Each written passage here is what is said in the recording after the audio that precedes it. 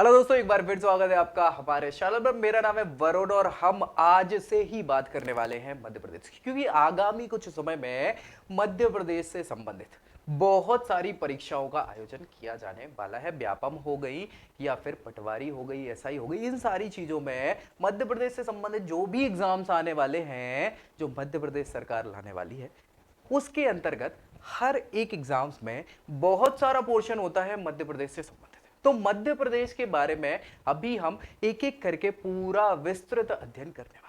इसी श्रृंखला में आज से जो हम शुरू कर रहे हैं, सबसे पहले तो हम कुछ फैक्ट्स एंड फिगर्स को जल्दी जल्दी देखेंगे, जिनमें ज्यादा क्वेश्चन पूछे जाते हैं। एक एक वन लाइनर के क्वेश्चन जो आते हैं उस पर हम डिस्कस करेंगे सामान्य परिचय के तौर पर। बहुत सारी चीजें हैं ताकि आपको याद रहे, और उसके बाद हम डिटेल में एक एक चीज को डिस्कस करेंगे। तो बिल्कुल बने रहना है आपको हमारे साथ, और हम स्टार्ट करेंगे इसकी हमारे मध्य प्रदेश की बात। ठीक है, तो चलिए सबसे पहले यहां पे जो हम शुरू करेंगे सारी चीजों को, शुरू कैसे करना है ये देख लो भैया, मध्य प्रदेश का नक्शा। दूसरी चीज याद रखना है कि भाई आप साथ में अगर मध्य प्रदेश का नक्शा रखते हैं तो बहुत इंपॉर्टेंट है, क्योंकि विजुअलाइजेशन, आप जब मैं बात करूं कि मैं डिंडोरी की बात कर रहा हूं, तो आपको पता होना चाहिए कि आखिर डिंडोरी कहां है। अगर आपको पता है कि डिंडोरी कहां है तो आपके दिमाग में बैठ जाएगा कि अच्छा वो डिंडोरी की बात चली, बहुत बढ़िया। अनूपपुर कहां है, सो अनूपपुर पता चल जाएगा कि अनूपपुर यहां है।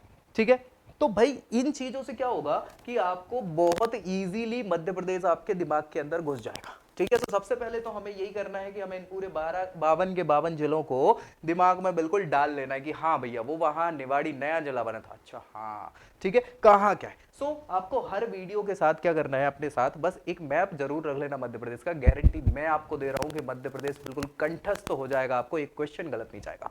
ठीक है, तो चलिए ये पूरे के पूरे 52 जिले हैं। अब सबसे सामान्य परिचय की अगर हम बात करें तो हमें देखना होता है बाउंड्री, कि भैया कहां से क्या भारत जो है, भारत में मध्य प्रदेश की क्या कैसी स्थिति है। ठीक है, तो ये देख पा रहे हैं आप सारी चीजें याद रहेगा कि नहीं रहेगा। चलिए कहां कहां से सीमाएं जुड़ती हैं, तो भैया ये देख लो आप सबसे पहले कि भैया उत्तर में ये उत्तर प्रदेश जुड़ जाता है, इधर राजस्थान जुड़ जाता है, इधर देख लो थोड़ा सा गुजरात, सबसे छोटी जगह जो है, सबसे छोटी सीमा भारत मध्य प्रदेश की गुजरात से जुड़ती है। फिर भैया महाराष्ट्र, और इधर आओगे तो छत्तीसगढ़। ये 5 राज्यों से ही मध्य प्रदेश की सीमाएं जुड़ती है। सबसे ज्यादा लंबी सीमा जो है वो उत्तर प्रदेश से बनती है, और सबसे छोटी गुजरात से बनती है। ठीक है, ये मान लेते हैं मध्य प्रदेश। अब मध्य प्रदेश है तो इनके विस्तार की हम चर्चा करें। सीधा सीधा क्वेश्चन पूछा जाता है, लिख के ले लो, रख लो आप तो, कि हर एक एग्जाम में मध्य प्रदेश के ये तो जरूर पूछा जाता है कि मध्य प्रदेश की स्थिति क्या है, विस्तार क्या है। सो भैया देखो, हमें ये पता है, भूगोल में हमने पढ़ लिया है कि जो हम विस्तार मापते हैं वो मापते हैं पृथ्वी पर। ये जो आड़ी रेखाएं हैं उन्हें अक्षांश कहते हैं, और जो खड़ी रेखाएं हैं उन्हें देशांतर कहते हैं। इन्हीं दोनों के संयोजन से, किसके, अक्षांश और देशांतर के संयोजन के अंतर्गत जो है हमें स्थिति और विस्तार का पता चलता है। ये हमने ज्योग्राफी में पढ़ा है, भूगोल में पढ़ा है। नहीं पढ़ा तो मैं भूगोल भी पढ़ाऊंगा आगे चल के। हर चीज आपको यहाँ इस चैनल के अंदर मिलने वाली, हर प्रकार से। ठीक है, तो अक्षांश और देशांतरीय विस्तार को हम क्या करेंगे, मध्य प्रदेश की स्थिति देखेंगे। तो अगर अक्षांशी विस्तार, आड़ी लाइन जो है वो कहां से शुरू होती है, दक्षिण में 21 डिग्री 4 मिनट। याद रखिएगा 21 डिग्री 4 मिनट ये उत्तरी अक्षांश है जो बुरहानपुर से कनेक्ट होता है। दक्षिण में हमारी सीमा, मतलब अगर अक्षांश की बात करें तो सबसे दक्षिणी पॉइंट जो है बुरहानपुर माना जाता है। ये भी सीधा क्वेश्चन पूछा है कि मध्य प्रदेश का दक्षिणतम छोर बिंदु कौन सा है, तो बुरहानपुर सबसे दक्षिण में पड़ने वाला हमारे यहाँ क्या है, दक्षिण का पॉइंट है। इसके बाद उत्तर और ऊपर जाएंगे, क्योंकि अक्षांश तो दो के बीच में होगा ना। सो 21 डिग्री 4 मिनट उत्तरी अक्षांश से लेके 26 डिग्री 49 मिनट। कितना, 26 डिग्री 49 मिनट उत्तरी अक्षांश। और उत्तर में सबसे उत्तरी जो पॉइंट है वो क्या है, मुरैना है भैया, मध्य प्रदेश का। क्या है, यहां लिख लो, क्या, मुरैना। नीचे लिख लो बुरहानपुर, क्या, बुरहानपुर। ठीक है भैया, ये दक्षिणी पॉइंट हो गया। तो 21 डिग्री 4 मिनट और 5 डिग्री बढ़ा दो तो 26 डिग्री 49 मिनट, ये उत्तरी अक्षांश में मध्य प्रदेश की अक्षांशीय विस्तार है ना। और अगर हम देशांतरीय बात करें तो भैया यहां से आएंगे तो सबसे अलीराजपुर जो हमारा पश्चिमी, याद रखिएगा ये पश्चिमी पॉइंट जो है अलीराजपुर पड़ता है, जिसका विस्तार क्या है, 74 डिग्री 1 मिनट। क्या, 74 डिग्री 1 मिनट। ये क्या है, पूर्वी देशांतर है, पूर्वी देशांतर है। और पश्चिम में सबसे पश्चिमी बिंदु जो है वो क्या है, मध्य प्रदेश का अलीराजपुर है। और यहां आओगे आप तो भैया मध्य प्रदेश में ये देशांतर भी दो को कनेक्ट करके बनेंगे। सो जो हमारा दूसरा देशांतर है कहां तक है, 82 डिग्री 48 मिनट, 82 डिग्री 48 मिनट पूर्वी देशांतर इसको कहते हैं। और सबसे पूर्वी जो बिंदु है हमारा वो कहां है, सिंगरौली में पड़ता है, सिंगरौली, ठीक है। सिंगरौली जिला जो है मध्य प्रदेश का पूर्वी छोर बिंदु कहलाता है, पूर्व में यही पड़ता है। एक चीज और याद रखिएगा कि जो भारत की मानक यामयोत्तर बोलते हैं ना, यामयोत्तर जो रेखा है, मानक यामयोत्तर IST जिसको बोलते हैं, इंडियन स्टैंडर्ड टाइम, वो क्या है 82.5 डिग्री, 82 डिग्री और 30 मिनट। तो जो इसके पहले पड़ेगी 82 डिग्री 48 मिनट के पहले 30 मिनट पड़ेगी। तो मध्य प्रदेश के सिंगरौली से क्या है, मानक यामयोत्तर भी गुजरता है, ये हमेशा याद रखिए। और इन दोनों की स्थिति की बात करें तो लगभग आधे घंटे का फर्क पड़ जाता है उत्तर और दक्षिण में, ठीक है भाई। कोई दिक्कत परेशानी किसी भी प्रकार से आई कि नहीं आई समझ में, चलिए। तो यहां से क्या है, अब हमको याद रखना है क्या, ये पूरा विस्तार 21 डिग्री 4 मिनट से कहां तक, 26 डिग्री 49 मिनट, 74 डिग्री 1 मिनट से लेके और 82 डिग्री 48 मिनट तक का हमारा ये अक्षांशीय और देशांतरीय विस्तार है मध्य प्रदेश का। कोई दिक्कत, बढ़े आगे चले। इसके बाद हम ये मध्य प्रदेश की स्थिति देख रहे हैं। मध्य प्रदेश ऐसा है कि जहां से, जैसे हमने पता है कर्क रेखा का नाम तो सुना ही होगा आप सभी ने, भूगोल में प्रमुख रेखाएं 3 है, विषुवत रेखा, कर्क रेखा, मकर रेखा, है ना। तो कर्क रेखा जो है वो विषुवत रेखा के ऊपर है, 23.5 डिग्री की रेखा है। तो वो भारत के 8 राज्यों से होकर गुजरती है। ये क्वेश्चन कई बार पूछा गया एग्जाम्स में, सो याद रखना है 8 राज्य कौन कौन से, एक तो हो जाता है गुजरात, उसके बाद राजस्थान, फिर आता है मध्य प्रदेश, मध्य प्रदेश के बाद यहाँ पे छत्तीसगढ़, छत्तीसगढ़ के बाद यहाँ पे झारखंड, झारखंड के बाद पश्चिम बंगाल, और 2 जो है कौन से राज्य है, वो 2 राज्य जो है उत्तर पूर्वी राज्य है, जिसको हम बोलते हैं क्या क्या, त्रिपुरा और मिजोरम, ठीक है। सो इन 8 राज्यों से क्या है, कर्क रेखा गुजरती है, ये पूछा गया क्वेश्चन है। और इसमें आता है मध्य प्रदेश। तो मध्य प्रदेश के बिल्कुल बीचों बीच से ये कर्क रेखा निकलती है, याद रखिएगा। मध्य प्रदेश के बिल्कुल बीचों बीच से ये कर्क रेखा निकलती है, जो 23.5 डिग्री की रेखा मानी जाती है। और मध्य प्रदेश के 14 जिलों से होकर गुजरती, कितने जिलों से गुजरती है, 14 जिलों से गुजरती है। दिखती नहीं है, याद रखना, नहीं तो जाके देखने लग जाओ कि कहां गुजर रही मां साहब, ऐसा नहीं है, दिखती नहीं है, ये काल्पनिक रेखा है, लेकिन भैया ये गुजरती है कितने, 14 राज्यों 14 जिलों से। कौन कौन से जिले हैं, तो सबसे पहले आपने देखा होगा यहाँ पे, समझ में आ पा रहा है कि नहीं आ पा रहा है, अरे आ रहा है कि नहीं आ रहा भैया, है रतलाम, उज्जैन, ठीक है। यहाँ पे तीसरा क्या है, ये आगरमालवा, राजगढ़, राजगढ़ का नाम देखा था, भोपाल, है ना, भोपाल के पास सीहोर, है ना, विदिशा, सागर, है ना। समझ में आ रही कि नहीं आ रही है चीजें, आ रही कि नहीं आ रही, रायसेन, रायसेन के बाद इधर जाओगे दमोह, दमोह के बाद इधर जाओगे जबलपुर, कटनी, ठीक है भैया। जबलपुर कटनी के बाद और जाओगे तो क्या आएगा, क्या आएगा जल्दी बताओ, शहडोल, शहडोल के पहले उमरिया।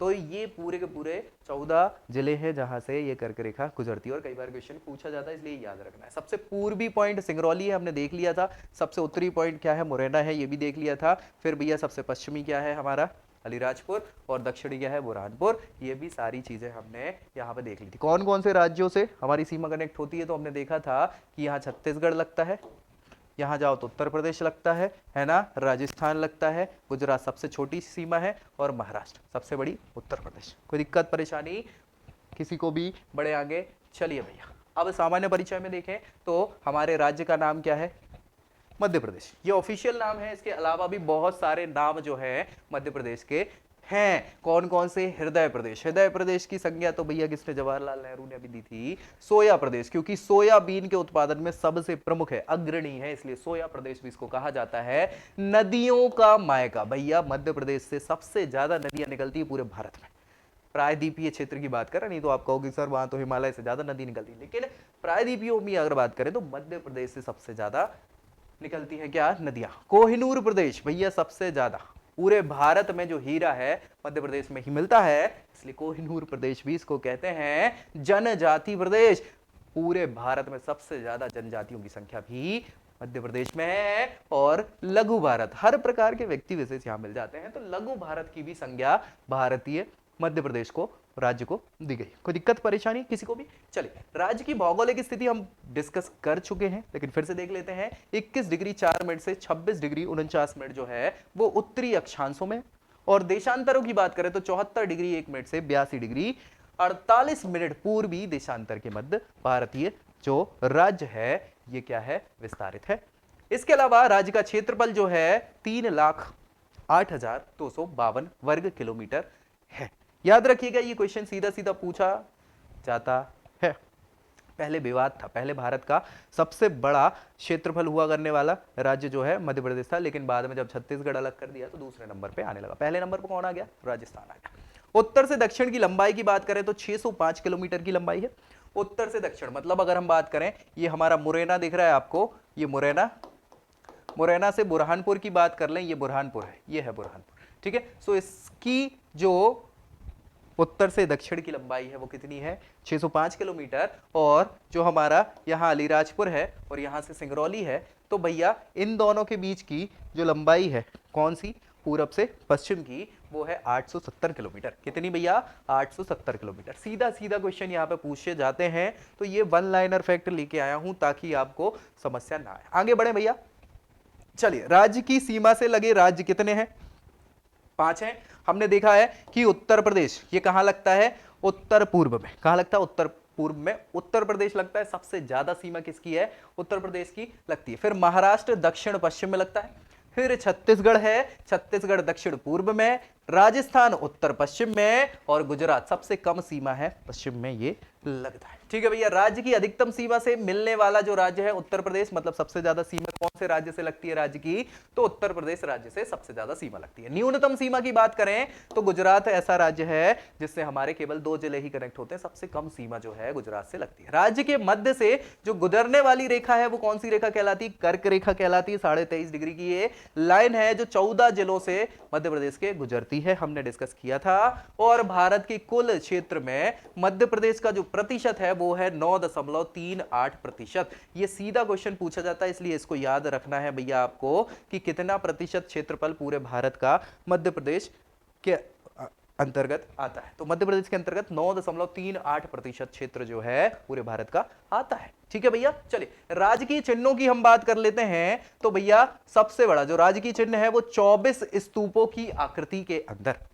देखो ऐसी स्तूप ये बने होते हैं ऐसे वाले, है ना। सो ऐसा गोला है, इस गोला में 24 आकृतियां बनी हुई हैं स्तूप की। और इसके अंदर एक व्रत है, ये व्रत दिख रहा है आपको। इस व्रत के अंदर इसमें आप देखोगे तो गेहूं और धान की बालियां, क्योंकि पहले छत्तीसगढ़ भी इकट्ठा हुआ करता था, तो छत्तीसगढ़ में सबसे ज्यादा धान उत्पन्न होती है, चावल उगता है ना। और मध्य प्रदेश में गेहूं उगता है, तो गेहूं और धान की बालियां और बीच में बरगद का पेड़ है। और यहां पे सत्यमेव जयते के साथ हमारा स्लोगन बना हुआ है। तो इसमें धान की बालियां हैं। और राजकीय पुष्प की बात करें तो पुष्प कौन सा है, पलास का, है ना। ये पलास का आपने वृक्ष देखा होगा, गर्मियों में वो लाल लाल कलर के होते हैं ना, पलास के फूल लाल कलर के जो होते हैं, वही हमारा राजकीय पुष्प है मध्य प्रदेश का। राजकीय वृक्ष क्या है, बरगद का वृक्ष है, बट वृक्ष कहलाता है, ये देखा ही होगा आपने, है ना, बट वृक्ष। राजकीय पशु की बात करें तो भैया 12 सिंगा, ठीक है। कितने सींग वाला, 12 सींग वाला हिरण है, सो 12 सिंगा कहलाता है।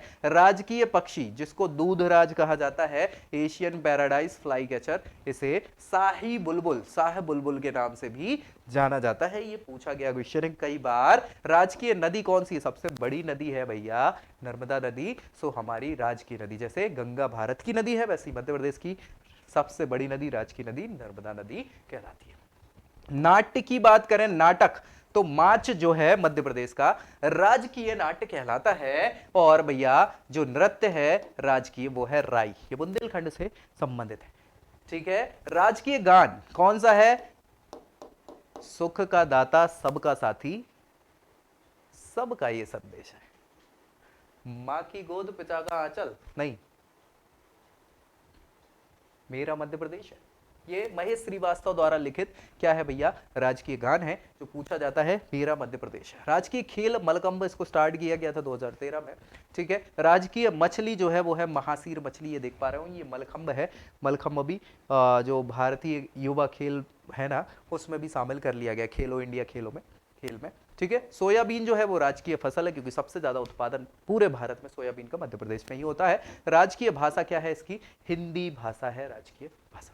नेक्स्ट हम बात करेंगे राज्य का जो स्थापना वर्ष है वो क्या है, 1956 में 1 नवंबर के दिन इसकी स्थापना करी गई थी। वर्तमान में 1 नवंबर 2000 में मध्य प्रदेश से एक और राज्य बना था, छत्तीसगढ़। तो वर्तमान जो स्वरूप है वो कब का है? 1 नवंबर 2000 का है। लेकिन जो शुरुआत की गई थी वो 1 नवंबर 1956 में, जब भी फजल अली आयोग के द्वारा राज्यों का पुनर्गठन किया गया था उसके अंतर्गत। ठीक है, चलिए। राज्य की विधायिका जो है वो एक सदनीय, एक सदनीय में हमारे यहाँ केवल विधानसभा है। क्या है भैया? विधानसभा। विधान परिषद नहीं है, याद रखिएगा। विधान परिषद मध्य प्रदेश में नहीं है, ठीक है, ये याद रखिएगा। तो एक सदनीय विधायिका है हमारे यहाँ। उसके बाद विधानसभा के सदस्यों की संख्या पूछ ली जाती है, 231, 230 प्लस एक एंग्लो इंडियन सदस्य जो हटा दिया गया है, याद रखिएगा। तो अब क्या बची है? 230 बची है। विधानसभा में अनुसूचित जातियों के लिए, अनुसूचित जाति के जो प्रतिनिधि हैं उनके लिए जो सीटें आरक्षित की गई हैं वो 230 में कितनी है? 35। और अनुसूचित जनजातियों के लिए आरक्षित सीटें जो हैं उनकी संख्या कितनी है? 47। कई बार सीधा सीधा क्वेश्चन पूछा जाता है, इसलिए इनको याद रखना है आपको। अनुसूचित जातियों के लिए 35 सीटें आरक्षित है, अनुसूचित जनजातियों के लिए 47 सीटें आरक्षित की गई हैं। कहां? विधानसभा में। लोकसभा की बात अलग है। लोकसभा में तो मध्य प्रदेश से टोटल 29 सीटें हैं। कितनी? 29 सीटें, क्योंकि लोकसभा में तो 543 सीटें बची हैं 45 की जगह। चलिए, राज्यसभा हेतु 11 सीटें हैं मध्य प्रदेश से। कितनी सीटें हैं? 11 सीटें मध्य प्रदेश से। अनुसूचित जाति के लिए आरक्षित जो लोकसभा क्षेत्र है वो कितने हैं? वो 4 सीटें हैं जो लोकसभा के लिए। जो 29 सीटें हैं, 29 में से 4 सीटें किसको है? अनुसूचित जातियों के लिए। और अनुसूचित जनजातियों के लिए जो आरक्षित लोकसभा क्षेत्र है वो कितने हैं? वो 6 सीटें हैं। तो 10 सीटें ही हो गई, 19 सीटें सामान्य। जिलों की संख्या अभी वर्तमान में 52 है, इन फ्यूचर 55 हो सकते हैं, 3 प्रस्तावित है। ठीक है। संभाग कितने हैं भैया? 10 हुए अभी फिलहाल मध्य प्रदेश में। विकास खंडों की संख्या 313 है, जो बढ़ सकती है। इसके अलावा तहसीलें हैं 367। कितनी भैया? 367। ये सीधे सीधे क्वेश्चन पुलिस में, जो पुलिस भर्ती परीक्षा है मध्य प्रदेश की, उसमें सीधे क्वेश्चन पूछे जाते हैं। नगर और शहर कितने हैं भैया? बड़े बड़े 476। कितने? 476 मध्य प्रदेश में नगर हैं। नगर निगम ये 16 है, जो 18 हो चुकी है। नगर पालिकाएं कितनी हैं? 98। कितनी? 98 है। नगर पंचायत या नगर परिषद 264 है। और जिला पंचायत कितनी है? 51। हालांकि 52 होगा, ये पुराना डेटा है, 52 हो चुके हैं। ग्राम पंचायतों की बात करें तो 23,006 टोटल ग्राम पंचायतें हैं। आदिवासी विकास खंड है 89। ये क्वेश्चन पूछा गया है कई बार, तो याद रखना। आदिवासी विकास खंड कितने? 89। सबसे जो मध्य प्रदेश का उच्च न्यायालय है वो कहाँ है? जबलपुर में है। और इसकी खंडपीठें कहाँ हैं? एक इंदौर में है, एक ग्वालियर में। भोपाल जो राजधानी है उसमें भी प्रयासरत है कि एक खंडपीठ हो जाए, लेकिन अभी तक वो बात हो नहीं पाई है। तो हमारा उच्च न्यायालय जबलपुर में है, खंडपीठ इंदौर और ग्वालियर में स्टैब्लिश करी गई। राज्य की अगर कुल जनसंख्या की बात करें भैया, तो जनसंख्या कितनी थी 2011 की जनगणना के अनुसार? 2011 की जनगणना के अनुसार, क्योंकि अभी 2021 की जनगणना जो है वो सार्वजनिक नहीं की गई है, चल रही है अभी, तो अभी तक पुराने डेटा ही चलेगा, नया जब आएगा उसको हम अपडेट कर देंगे। तो 2011 की जनगणना के अनुसार 7,26,26,809 लोग टोटल मध्य प्रदेश की जनता हुआ करती थी जनगणना के अनुसार, जिसमें पुरुषों की बात करें तो लगभग आधे से ज्यादा, ठीक है, 3,76,12,306 पुरुष हैं। और महिलाओं की बात करें तो 3,50,14,503 यहां पे महिलाओं की संख्या है। ग्रामीण जनसंख्या टोटल इस जनसंख्या में सबसे ज्यादा थी 5,25,57,404। और बची हुई जनसंख्या जो है वो क्या है भैया? शहरी जनसंख्या है 2,69,405। सॉरी 2,69,00,000। ठीक है। ग्रामीण अगर पूरी जनसंख्या में बात करें तो इस ग्रामीण जनसंख्या में पुरुषों की बात करें तो 2,71,49,388 पुरुष हैं। महिलाएं हैं 2,54,08,016। ठीक है। अगर शहरी जनसंख्या की बात करें तो शहरी इस 2 करोड़ की जनसंख्या में 1,04,62,918 पुरुष हैं और महिलाएं कम है 96,06,487।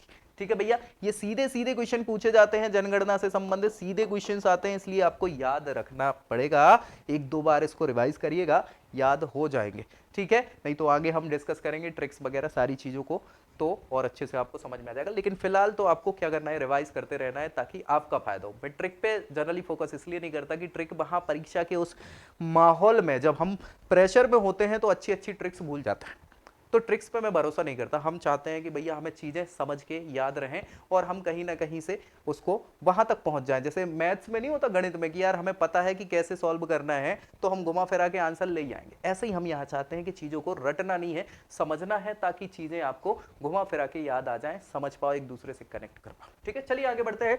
प्रदेश की जो भौगोलिक और अन्य विशेषताएं हैं उन पे हम बात करेंगे यहाँ पे, जिसमें राज्य का सबसे ऊंचा जो स्थान है वो धूपगढ़ चोटी कहलाती है, जो कहां पड़ती है, कहां पड़ती है, पचमढ़ी का नाम आपने सुना है, पचमढ़ी है ना, पचमढ़ी में धूपगढ़ चोटी है। इसकी ऊंचाई जो है वो 1351 मीटर की। चलो, सबसे नीचा स्थान जो है वो नर्मदा घाटी का है, नर्मदा नदी जहां से बहती है, नर्मदा घाटी सबसे निचला स्थान है। सबसे गर्म स्थान जो है वो खजुराहो, सबसे ठंडा जो है पचमढ़ी माना जाता है, और कई बार शिवपुरी भी। ठीक है, सो ये सबसे गर्म खजुराहो, सबसे कम या ठंडा स्थान शिवपुरी। सबसे बड़ा राष्ट्रीय उद्यान, ये कान्हा-किसली राष्ट्रीय उद्यान है जो मंडला में स्थापित है। चलिए, 1 अक्टूबर की बात है, ये 1 अक्टूबर, क्योंकि सबसे नया राज्य जो है, नया जिला जो है वो अभी अक्टूबर 2018 में ही बना था। टीकमगढ़ जिला जो है, टीकमगढ़ जिला आप अगर इसमें देख पा रहे हैं तो मैं आपको बता दूं ये टीकमगढ़ जिला है। कौन सा, ये टीकमगढ़। पहले ये पूरा टीकमगढ़ जिला हुआ करता था, इसको 20 से कट करके ये वाला जो स्थान है ये निवाड़ी बना दिया। ठीक है, सो 1 अक्टूबर 2018 को टीकमगढ़ जिला से निवाड़ी तहसील हुआ करती थी पहले टीकमगढ़ की, उसको अलग करके निवाड़ी को 52वें नंबर का जिला बनाया गया। याद रखिएगा, मध्य प्रदेश का 52वां जिला क्या है, निवाड़ी है। ठीक है, जो 1 अक्टूबर 2018 को बना था। इसके अलावा मध्य प्रदेश में जो झाबुआ जिला है, झाबुआ का नाम सुना है ना आपने, ये यहां झाबुआ जिला पड़ता है, ये देख रहे हो झाबुआ। ठीक है, सो झाबुआ जिला गुजरात और राजस्थान दोनों राज्यों की सीमाओं को स्पर्श करता है। ये देख पा रहे हैं ना आप, ये झाबुआ जो है ना, ये यहां से ऐसा है, ये दो तो जिले हैं जो कहां जाते हैं आपके, ये एक ये और एक ये। ठीक है, सो ये यहां तक राजस्थान लगता है, यहां से ये दो जिले जो हैं गुजरात को लगते हैं, झाबुआ और अलीराजपुर। तो झाबुआ जो है दोनों को कनेक्ट करता है, किस किस को, राजस्थान और गुजरात को स्पर्श करता है, इसलिए पूछा जाता है। झाबुआ ही जो बात कर रहे हैं जिले में जनजातीय जनसंख्या सबसे ज्यादा है प्रतिशत के मामले में। जनजातीय यानी एसटी की हम बात कर रहे हैं, एसटी जो जनसंख्या है वो प्रतिशत के मामले में सबसे ज्यादा है झाबुआ जिले में।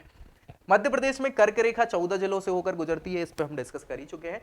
लक्ष्मीबाई राष्ट्रीय शारीरिक शिक्षा संस्थान, ये 1957 में ग्वालियर में स्थापित किया गया है। ठीक है, याद रखना, ये पूछा गया क्वेश्चन है, ये जो पुलिस परीक्षा है ना उसमें पूछा जाता है इसका क्वेश्चन, इसलिए याद रखना। चलिए, सर्वाधिक जनसंख्या वाला जिला जो है वो इंदौर है। मध्य प्रदेश का सबसे ज्यादा जनसंख्या कहाँ है, इंदौर में है। और सबसे कम जनसंख्या अभी फिलहाल तो, क्योंकि नवनिर्मित निवाड़ी जिला है तो उसकी जनसंख्या सबसे कम मानी गई। सबसे ज्यादा लिंगानुपात, लिंगानुपात समझते हैं आप क्या होता है, लिंगानुपात मतलब है पुरुष और महिला, पुरुष और महिला में 1000 पुरुषों पे महिलाएं कितनी है।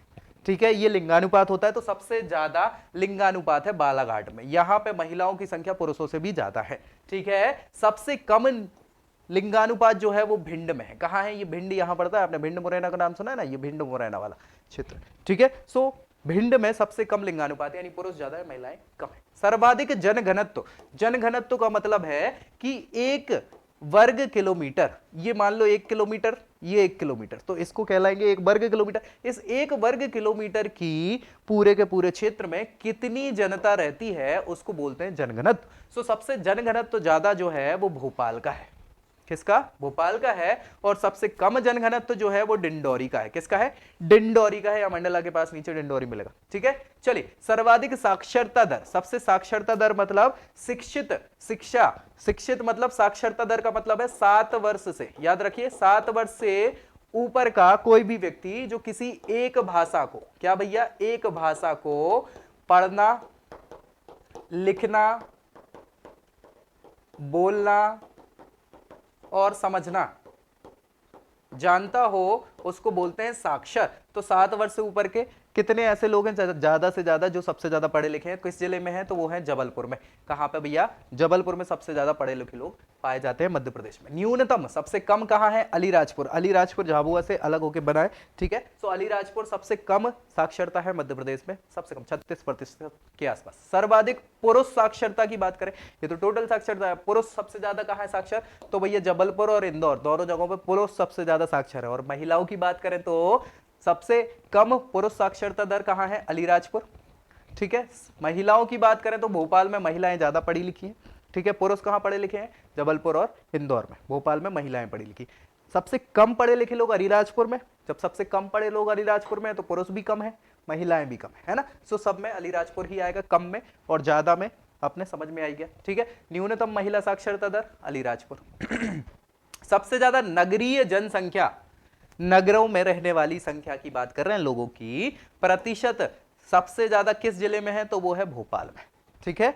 सबसे ज्यादा नगरीय जनसंख्या प्रतिशत वाला जिला कौन है, भोपाल। और सबसे कम नगरीय संख्या वाला जिला जो है वो क्या है, वो डिंडौरी है। क्या है, डिंडौरी, ठीक है। चलिए, सर्वाधिक अनुसूचित जाति, ये पूछा जाता है क्वेश्चन, इसलिए याद रखना है। एससी इनको बोलते हैं, शेड्यूल कास्ट। सो एससी जो जनसंख्या है उसमें सबसे ज्यादा प्रतिशत कौन से जिले में है, वो है उज्जैन में। कहां पे, उज्जैन में। और एसटी जनसंख्या का प्रतिशत हमने देख लिया था, कहां है, झाबुआ में, है ना। सो एससी सबसे ज्यादा उज्जैन में पाई जाती है जनसंख्या प्रतिशत के मामले में। न्यूनतम अनुसूचित जाति की प्रतिशतता कहां है, झाबुआ में, क्योंकि सबसे ज्यादा एसटी है। अनुसूचित जनजाति की प्रतिशतता कहां है, झाबुआ में। सो जाति की सबसे कम कहां है, झाबुआ में। सर्वाधिक अनुसूचित जनजाति प्रतिशतता वाला जिला क्या है, अलीराजपुर। पहले झाबुआ था, अभी अलीराजपुर हो गया, क्योंकि उससे कट के तो बना, ठीक है। न्यूनतम अनुसूचित जनजाति वाला जिला क्या है, भिंड। क्या भैया, भिंड मुरैना सुना है ना, ऊपर वही। चले, सर्वाधिक शिशु जनसंख्या वाले 2 जिले, सबसे ज्यादा शिशुओं की जनसंख्या वाले 2 जिले कौन से हैं, इंदौर और धार में सबसे ज्यादा शिशुओं की संख्या है, बच्चों की संख्या ज्यादा है, ठीक है। न्यूनतम शिशु जनसंख्या वाले 2 राज्य कौन कौन से, हरदा और अनूपपुर। अनूपपुर यहां लास्ट में मिलेगा आपको, हरदा आपको यहां मिल जाएगा। कहां गया हरदा, हरदा, ठीक है। तो हरदा और अनूपपुर में सबसे कम जनसंख्या है शिशुओं की। वर्तमान में मध्य प्रदेश में नगर पालिकाओं की संख्या, नगर पालिकाएं कितनी है, 100 हो गई हैं। कितनी हो गई हैं, 100 हो गई हैं। याद रखिएगा, राजकीय फसल क्या है, सोयाबीन, ये हमने डिस्कस कर लिया था। मध्य प्रदेश में जो नेपा नगर है, क्या है भैया, नेपा नगर। नेपा नगर का संबंध किससे है, अखबारी कागज से है। ये क्वेश्चन पूछा गया है और कई बार पूछा जाता है एग्जाम्स में कि नेपा नगर का संबंध किससे है, अखबारी कागज। अखबार का कागज बनाते हैं कहां, नेपा नगर में, ठीक है। अलीराजपुर जिले में भीलों के द्वारा, क्योंकि भीलों की जनसंख्या, भीलों को एसटी ट्राइब है ना ये तो, है ना। तो भीलों द्वारा भगोरिया मेले का आयोजन किया जाता है। और ये पूछा जाता है कई बार क्वेश्चन, भगोरिया मेले का आयोजन कहां होता है, तो अलीराजपुर के, ठीक है। तो आयोजन यहां पे किया जाता है।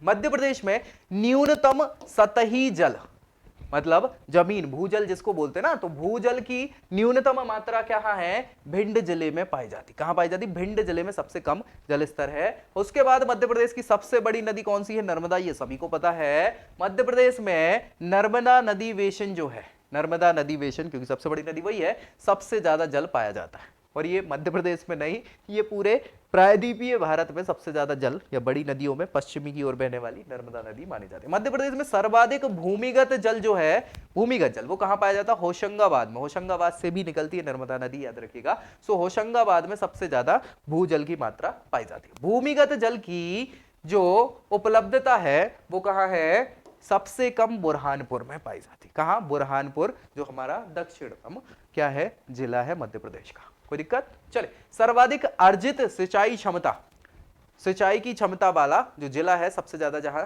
सिंचाई हो सकती है वो कौन है, होशंगाबाद, क्योंकि पानी की मात्रा पर्याप्त है, आसपास नदी है भाई, नर्मदा नदी वहीं से निकलती है, और फिर भूजल की मात्रा भी पर्याप्त है। सो अर्जित सिंचाई क्षमता कहां है, होशंगाबाद में। न्यूनतम अर्जित सिंचाई क्षमता कहां है, बुरहानपुर में, क्योंकि भाई वही बात है ना कि पानी की कमी है, तो कैसे सिंचाई कर पाएंगे, ठीक है। कोई दिक्कत परेशानी, आगे बढ़े। सर्वाधिक शुद्ध सिंचित क्षेत्र, याद रखिएगा, शुद्ध सिंचित क्षेत्र पूछ लिया जाता है तो कहां है, ग्वालियर में पाया जाता है।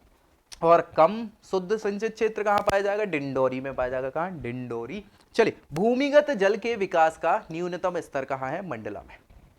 और मध्य प्रदेश में सर्वाधिक सिंचाई किससे की जाती है? कुओं से और नलकूपों से होती है। ये क्वेश्चन पूछा गया है, याद रखना है हमको कि सबसे ज्यादा सिंचाई मध्य प्रदेश में किससे होती है? तो कुओं से और नलकूपों से होती है। मध्य प्रदेश का पहला पूर्ण साक्षर जिला, पूर्ण साक्षर 100% साक्षर जिला जो था वो कौन है भैया? नरसिंहपुर जिला पूर्ण साक्षर जिला है पहला। चलिए, शुद्ध बोया गया क्षेत्रफल जो है 147.90 लाख हेक्टेयर है। कितना? 147.90 लाख की बात चल रही, एक नहीं, ये लाख हेक्टेयर है। कितना?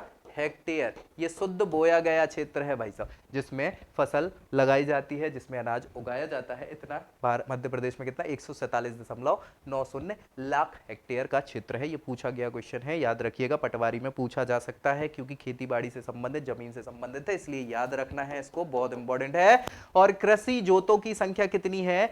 72.62 लाख। कृषि जोतें कितनी है? 72 लाख, लगभग मान लो 73 लाख के आसपास कृषि जोतें मध्य प्रदेश में पाई जाती है। कृषि जोतों का क्षेत्रफल कितना है? टोटल 163.72 लाख हेक्टेयर है। टोटल कितना? 163.72 लाख, ये टोटल कृषि जोतों का क्षेत्रफल है। और शुद्ध बोया गया क्षेत्र कितना था?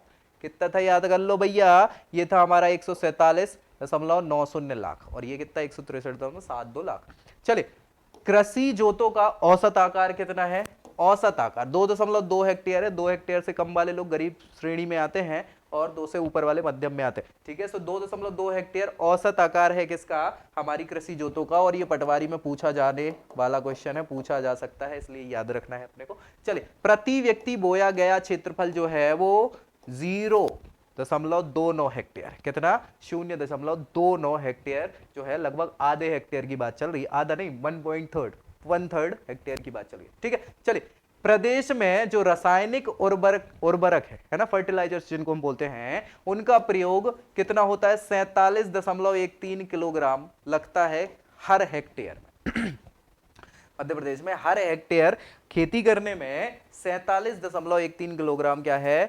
फर्टिलाइजर लग जाता है, उर्वरक लग जाता है। क्षेत्रफल की दृष्टि से जो मुख्य फसल है वो पहले नंबर पे है सोयाबीन, दूसरे नंबर पे है गेहूं।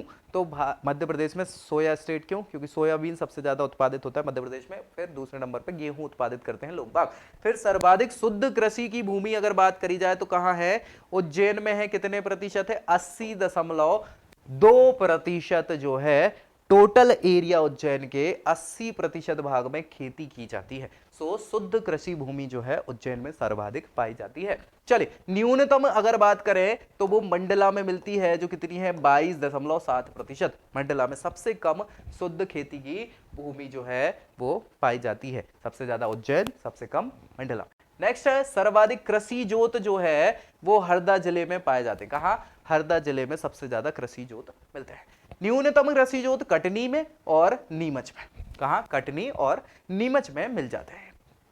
कृषि गहनता, शस्य गहनता जिसको कहा जाता है, मध्य प्रदेश में कितनी है? 139% है। क्या है? 139% कृषि गहनता है मध्य प्रदेश में। शुद्ध सिंचित क्षेत्र का, शुद्ध बोए गए क्षेत्र का क्षेत्रफल का 43.4% है।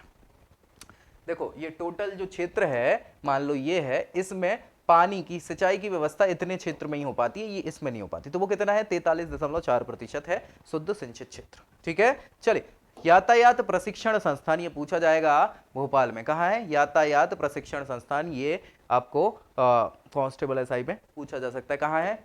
भोपाल में है। नेक्स्ट हम बात करेंगे सीहोर। सीहोर में जगह पड़ती है बुधनी। बुधनी बिल्कुल होशंगाबाद के पास में पड़ती है, 10 किलोमीटर। तो बुधनी में रेलवे के स्लीपर बनाए जाते हैं। ये क्वेश्चन पूछा गया है कई बार एग्जाम में, इसलिए याद रखना है। रेलवे स्लीपर बनाने का कारखाना है बुधनी में। मध्य प्रदेश में उष्ण कटिबंधीय मानसूनी वन पाए जाते हैं। मध्य प्रदेश में उष्ण कटिबंधीय, क्योंकि भैया कर्क रेखा गुजरती है बीचों बीच से, तो भैया ये गर्म स्थान होता है, इसलिए उष्ण कटिबंध के मानसूनी वन, मानसूनी मतलब वर्षा पर आधारित जो है वो वन पाए जाते हैं मध्य प्रदेश में। अभी अपन जब मानसून पढ़ेंगे पूरा, है ना, तो जलवायु में बहुत अच्छे से डिस्कस करेंगे। चलिए, मध्य प्रदेश में कुल 94,689। कितना?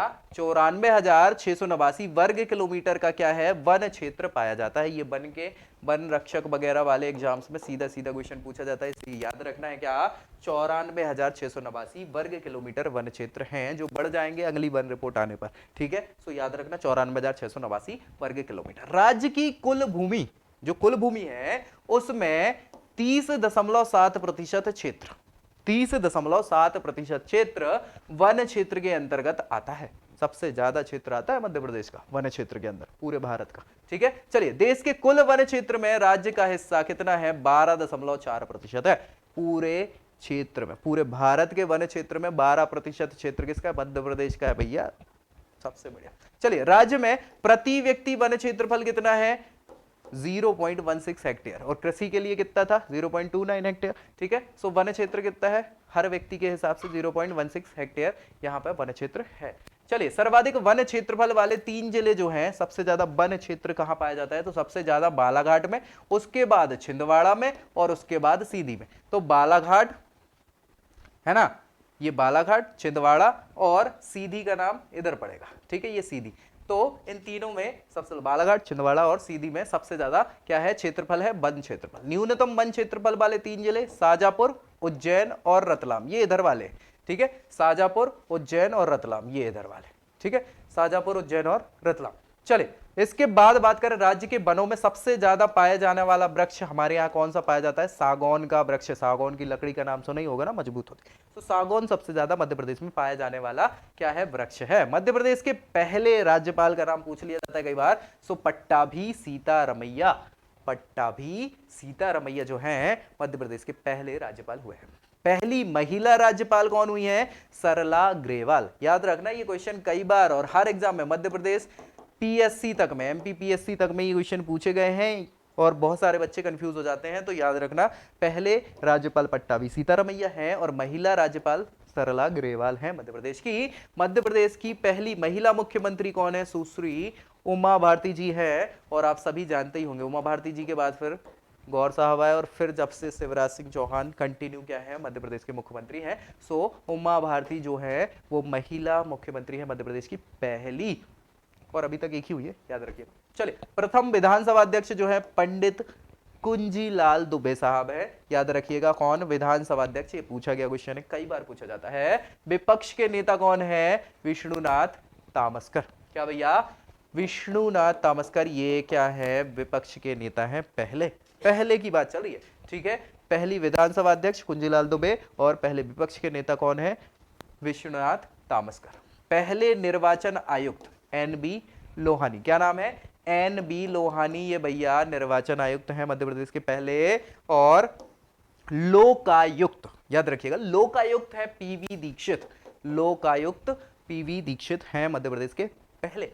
मध्य प्रदेश की पहले महिला मुख्य न्यायाधीश, क्या नाम है, महिला मुख्य न्यायाधीश कौन है, श्रीमती सरोजनी सक्सेना। सरोजनी नायडू नहीं, सरोजनी सक्सेना जो है वो पहली महिला मुख्य न्यायाधीश है मध्य प्रदेश की। और सूचना आयुक्त जो है पहले, वो है टीएन श्रीवास्तव। ये क्वेश्चन कई बार पूछा जा चुका है, इसलिए याद रखना।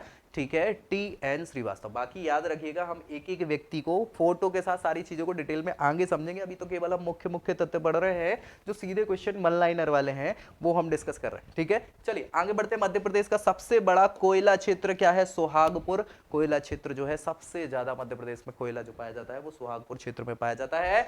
और एकमात्र अफीम उत्पादक जिला, ये सीधा क्वेश्चन कई बार पूछा है, मंदसौर में पड़ता है। कहां पड़ता है, मंदसौर में अफीम ऑफिशियली सरकार उगाती है। सो अफीम उत्पादक जिला जो है वो मंदसौर है एकमात्र। और हिल स्टेशन भी एकमात्र है पचमढ़ी, आपको पता ही होगा, है ना, होशंगाबाद डिस्ट्रिक्ट में पचमढ़ी। ठीक है, चले, पहला विश्वविद्यालय कौन सा है, सागर का डॉक्टर हरि सिंह गौर विश्वविद्यालय सागर का है। कब हुई थी स्थापना, सारी चीजें हम डिस्कस करेंगे, डोंट वरी। चलिए, पहला राष्ट्रीय उद्यान कौन सा है, कान्हा किसली राष्ट्रीय उद्यान, और इसका मैस्कॉट भी है खुद का, है ना, भूरा। चले, इटारसी बात करें तो पहला रेलवे जंक्शन है, सबसे बड़ा रेलवे जंक्शन भी इटारसी ही है मध्य प्रदेश का। चले, मुख्य न्यायाधीश मोहम्मद हिदायतुल्लाह साहब, भैया बहुत इंपॉर्टेंट व्यक्ति विशेष रहे हैं ये मध्य प्रदेश, तो ठीक है, भारत तक के प्रमुख न्यायाधीशों में इनका नाम आता है ना। सो मोहम्मद हिदायतुल्लाह साहब पहले मुख्य न्यायाधीश रहे हैं भारत के, मध्य प्रदेश के, सॉरी। चलिए, भोपाल में इसरो का उपग्रह नियंत्रण केंद्र है, ये आपको पता है? भोपाल में इसरो का उपग्रह को नियंत्रण करने वाला केंद्र भोपाल में स्थित है, मध्य प्रदेश में।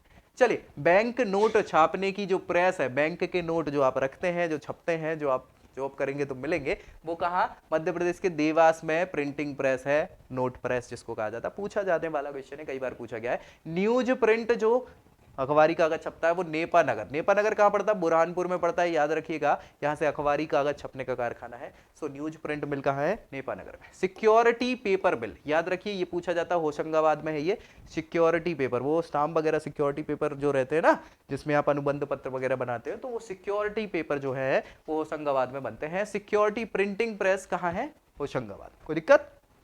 चलिए, नेक्स्ट है युवा नेतृत्व के लिए ग्रामीण विकास संस्थान, युवा नेतृत्व ग्रामीण विकास संस्थान पचमढ़ी, पचमढ़ी कहां? होशंगाबाद में पड़ता है, तो वहां पे है। और उष्ण कटिबंधीय वन संस्थान कहां है? जबलपुर में है। ठीक है, वन संस्थान मतलब हेडक्वार्टर की बात चल रही है। मध्य प्रदेश की पहली जनगणना जो है वो 1881 में हो गई थी। 1881 में आपने नाम सुना होगा, मेयो ने, लॉर्ड मेयो ने स्टार्ट करवाई थी और मिंटो ने कंटिन्यू करवाई थी। ठीक है, सो मेयो ने तो 1872 में स्टार्ट करवाई थी, फिर 81 में मिंटो के दौर में ये चालू हो जाती है 1881। चलिए, 15वीं जनगणना हुई थी मध्य प्रदेश में आखिरी 2011 में, और अब जो 21 वाली होगी तो वो 16वीं जनगणना होगी, याद रखिएगा। अभी 15वीं जनगणना मध्य प्रदेश में हो चुकी 2011 में। 11 मई, याद रखिए, 11 मई को मध्य प्रदेश में जनसंख्या नियंत्रण दिवस, जनसंख्या नियंत्रण दिवस के रूप में मनाया जाता है। और 14 जून 2008 में शहडोल का गठन किया गया था, शहडोल संभाग का, जिले का नहीं, संभाग के रूप में 2008 में 14 जून को शहडोल संभाग बनाया गया था। तेंदुपत्ता, तेंदुपत्ता क्या है? बीड़ी बनाने में प्रयोग किया जाता है तेंदुपत्ता। सो तेंदुपत्ता का राष्ट्रीयकरण 1964 में मध्य प्रदेश सरकार द्वारा कर दिया गया था। तेंदुपत्ता का राष्ट्रीयकरण बीड़ी उद्योगों में, ये बीड़ी कारखानों में प्रयोग किया जाता है। बांस का, बांस समझ रहे हैं, इनसे बहुत सारी चीजें बनती है। इसका राष्ट्रीयकरण मध्य प्रदेश सरकार ने 1973 में कर दिया था। कब? 1973 में। पहले तेंदुपत्ता का कब किया? 1964 में, और फिर उसके बाद बांस का 1973 में। साल वृक्ष का नाम सुना है आपने? साल वृक्ष फर्नीचर बनता है। साल बीज का राष्ट्रीयकरण 1975 में इसके बाद कर दिया था। किसका? साल का बीज जो है उसका राष्ट्रीयकरण 1975 में मध्य प्रदेश में कर दिया गया था। राज्य के ग्वालियर, ग्वालियर क्षेत्र जो है उसका जो वन वृत्त है वहां से न्यूनतम राजस्व प्राप्त होता है, सबसे कम राजस्व ग्वालियर वन क्षेत्र से। 14 वन क्षेत्र है, 16 वन क्षेत्र डिस्कस करेंगे। चलिए, राज्य के वन क्षेत्र के प्रति वर्ग किलोमीटर से मिलने वाला जो राजस्व है वो सर्वाधिक कहां है? होशंगाबाद से। कहां? होशंगाबाद वन वृत्त से मिलता है। सतपुड़ा अतपुड़ा ये जो है ना पूरा, तो वो कहां? होशंगाबाद वन क्षेत्र के अंतर्गत आता है। इमारती लकड़ी, इमारती लकड़ी समझ रहे हैं, जो इमारत बनाने में, फर्नीचर बनाने में और जो सारी चीजें बनाने में काम आती है लकड़ी, वो सबसे ज्यादा जबलपुर वन वृत्त से प्राप्त होती है। ठीक है, और खंडवा वन वृत्त में क्या है? लकड़ी की कटाई पर प्रतिबंध है। कहां पे? खंडवा वाले क्षेत्रों। नेक्स्ट, देश में तेंदुपत्ता का सबसे ज्यादा संग्रहण कहां है? मध्य प्रदेश में ही होता है। बीड़ी बनाने के कारखाने, बीड़ी बनाने का काम, ठीक है, तो तेंदुपत्ते का संग्रहण सबसे ज्यादा मध्य प्रदेश में होता है। राज्य के वनों में सबसे ज्यादा पाए जाने वाला जो वन वृक्ष है वो कौन सा है? सागौन है, इस पे हमने डिस्कस कर ही लिया था। गिरिवन, गिरिवन मतलब गुजरात के गिर का नाम सुना है ना, तो गिर के जो सिंह है, सिंह, सिंह मतलब शेर, बब्बर शेर जो है, उनके लिए कूनो पालपुर जिसको बोला जाता है, श्योपुर में एक अभ्यारण्य स्थापित किया गया है, जहां से क्या होगा? एशियाटिक लाइन आएंगे मध्य प्रदेश में, बब्बर शेर, दाढ़ी वाले। ठीक है, नरहोन्ना प्रशासनिक अकेडमी, बहुत सारे मध्य प्रदेश के जितने भी अभ्यर्थी हैं सबकी इच्छा है इस संस्थान में जाने की, है ना। ये प्रशासनिक अकेडमी है जो मध्य प्रदेश के सारे प्रशासनिक वर्ग के अधिकारियों की ट्रेनिंग करवाता है। नरहोन्ना प्रशासनिक अकेडमी कहां है भैया? भोपाल में। और ये क्वेश्चन कई बार पूछा जा चुका है एग्जाम्स में, इसलिए याद रखना, क्योंकि हमें अधिकारी बनना है तो ये याद रहना चाहिए। चलिए, ग्रामीण विकास संस्थान, ग्रामीण विकास संस्थान कहां है? जबलपुर में है। ठीक है, इसके अलावा महिला और बाल विकास प्रशिक्षण संस्थान, महिला एवं बाल विकास प्रशिक्षण संस्थान, ये कहां पे है? बैतूल में है, बैतूल का नाम तो सुना ही होगा, ठीक है। रेंजर प्रशिक्षण, अब भैया अगर आप वन रेंजर बन जाओगे, वन रक्षक और बहुत सारी, तो उसके लिए वन राज्य महाविद्यालय कहाँ है, बालाघाट में है। रेंजर्स के लिए सारी ट्रेनिंग वगैरह बालाघाट में होती है, तो ये याद रखना है। यहाँ तो सीधा क्वेश्चन पूछा जाता है, अगर आप वन रक्षक से संबंधित तैयारी कर रहे हैं तो मध्य प्रदेश की ये क्वेश्चन आपको आएगा ही आएगा। ग्रामीण पंचायत प्रशिक्षण संस्थान कहाँ है, अमरकंटक में है। कहाँ, अमरकंटक, जहां से नर्मदा नदी निकलती है, नर्मदा के अलावा और नदियां भी निकलती, कौन कौन सी, सोन नदी निकलती है, जोहिला नदी निकलती है ना, तो वो कहां से निकलती है, अमरकंटक से। तो अमरकंटक जो है वो तीर्थ राज के रूप में तीर्थ क्षेत्र है और जिसको मध्य प्रदेश सरकार ने मान्यता दे रखी है। इसके अलावा वहां पर ग्रामीण पंचायत प्रशिक्षण संस्थान भी मौजूद है। राज्य पुलिस का हेडक्वार्टर कहाँ है, ऑब्वियसली बात है राजधानी भोपाल में, ठीक है। जवाहरलाल नेहरू पुलिस एकेडमी ये सागर में है और ये पूछा जाता है, जितने भी पुलिस की संबंधित तैयारी कर रहे हैं मध्य प्रदेश के अभ्यर्थी, सबको ये क्वेश्चन पूछा जाएगा उनके एग्जाम में गारंटेड, अगर मध्य प्रदेश का आता है तो, क्योंकि हमें पता तो हो कि भैया हमारी ट्रेनिंग कहाँ होने वाली है, ठीक है। कहाँ होगी, सागर में। मध्य प्रदेश पुलिस कॉलेज कहाँ है, ये भी सागर में, ठीक है। इसके अलावा सशस्त्र पुलिस प्रशिक्षण केंद्र, सशस्त्र शस्त्र के साथ, है ना, प्रशिक्षण करने के लिए जो केंद्र है वो कहाँ है, इंदौर में है, याद रखिएगा। चलिए, पुलिस मोटर वर्कशॉप केंद्र कहाँ है, रीवा में है।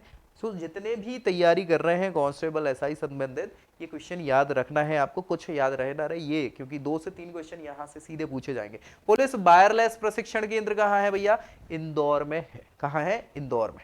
नेक्स्ट बात करेंगे, पुलिस यातायात प्रशिक्षण केंद्र कहाँ है, ये भोपाल में है। कहाँ है, भोपाल में है। प्लाटून कमांडर प्रशिक्षण संस्थान ये जबलपुर में है, जहां 6वीं वाहिनी में यहां पे ये प्रशिक्षण किया जाता है।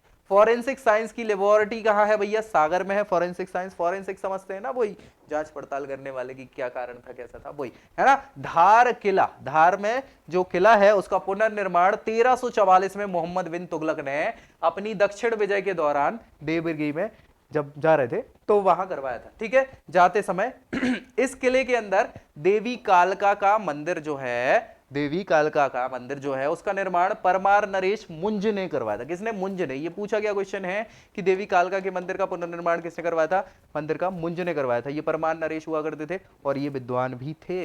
इस किले में पेशवा बाजीराव, बाजीराव का नाम सुना है ना आपने, पेशवा बाजीराव मस्तानी फिल्म देखी तो, पेशवा बाजीराव का जन्म हुआ था और 1732 में मराठाओं ने इसे अपने अधिकार में ले लिया था। और इसी किले में खरबूजा महल भी स्थित है। क्या है, खरबूजा महल कहाँ स्थित है, तो धार के किले में स्थित है। कोई दिक्कत परेशानी किसी को भी, यहां से आगे बढ़ जाते हैं भैया।